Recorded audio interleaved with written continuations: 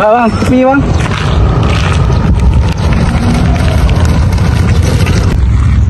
Assalamualaikum Tuan. Salam. Macam ni?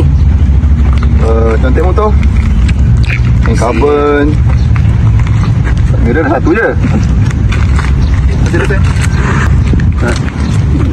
Kosong. Dia dah sini duduk. Okey. Okey, awak tahu tak apa salah awak ni? Tak tahu kan. Helmet. Ya. Tak mirror. Satu je. Lagi tak ada. Saya banyak lah. Dia nak kira ke ni Tuan? Kali ni 300-400 agak ni. Tak kurang sikit. Macam ni lah. Ni kau tahu kan, dari sekian. 100 orang. Boleh? Kurang sikit lah. Gila 90-90. Boleh lah, boleh. Okey. Okey dia lah. Selamat. Sedap tu dapat dia tadi. Pula, tadi lah. Lagi tu. Betul lagi. Eh bang, di tepi bang. Tepi.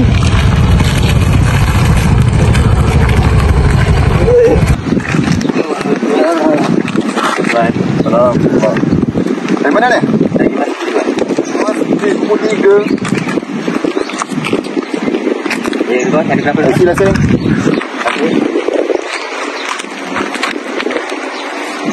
Kau tahu tak apa kesalahan kau ni? Tak tahu Tuan. Bodoh.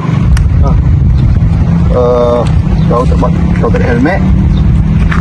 Ni apa? Apa kata kita saya terluar? Tak boleh gini Tuan.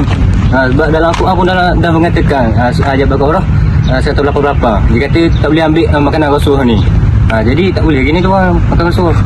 Tak apa, pasal sama tu saya tak bayar insya-Allah Tuan. Mana boleh macam ni? Nak report ni.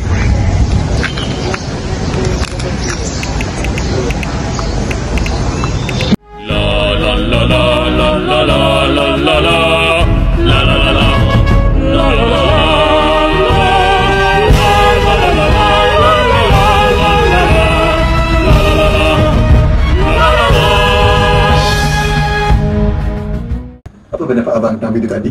Video yang berkaitan dengan kopi JPJ.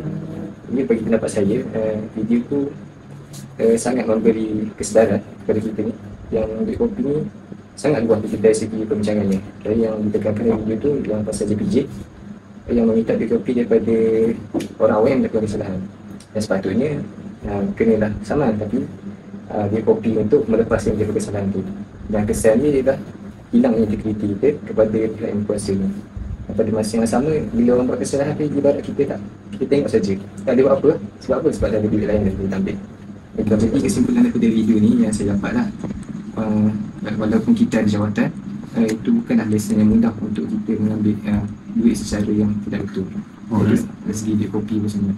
Walaupun kita ada jawatan, tapi orang awam ni akan tengok kita yang ada jawatan ni, sama ada kita buat benda betul atau salah. Dia akan berkesan dalam masyarakat. Terima kasih. Apa pendapat anda tentang video tadi? Berdasarkan video yang saya lihat tadi, sebagai pengikut kuasa ni tak adalah ambil rasuah. Macam kita tahu pengikut kuasa ni walaupun dia ada jawatan, jadi dia tak adalah menggunakan jawatan dia tu, menggunakan kuasa dia tu untuk memudahkan benda salah, seperti rasuah lah. Jadi salah lah di sisi undang-undang. Jadi kesimpulan saya beli buat sini kak, jangan ambil rasuah. Kalau tak apa ni, boleh rosaklah anak bangsa kita. Gitu. Kalau kita bagi rasuah ni macam mana? Kalau kita bagi rasuah ni pun selalunya tak payah bagi rasuah lah. Sebab dari kita, mula dari kita lah rasuah tu. Tak, kalau kita tak start, kalau tak dari kita lah rasuah tu, jadi dia akan sambung. Jadi kalau kita sebagai masyarakat, kita stop untuk rasuah tu, jadi benda tu akan stop lah. Gitu. Terima kasih. Sama.